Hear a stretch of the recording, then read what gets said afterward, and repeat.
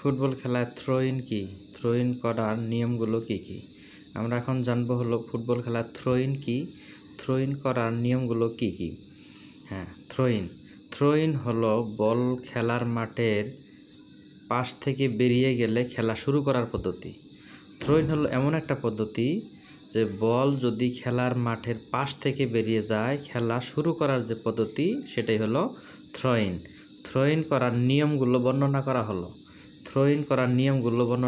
হলো। এক number, throw in করার সময় বল দুই হাতের সমান ভর দিয়ে মাথার পেছনের দিক থেকে এবং মাথার উপর দিয়ে দুই পা মাঠের বাহিরে বা দাগের উপর রেখে বল মাঠের মধ্যে নিক্ষেপ করতে হয়।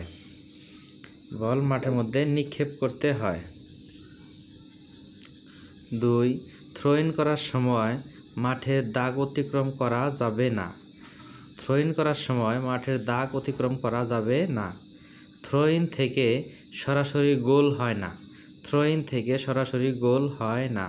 থ্রো ইন করার পর খেলোয়াড়দের স্পর্শের মাধ্যমে গোল হতে পারে।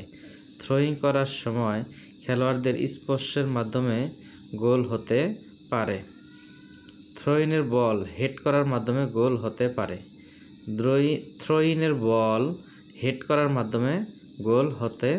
পারে।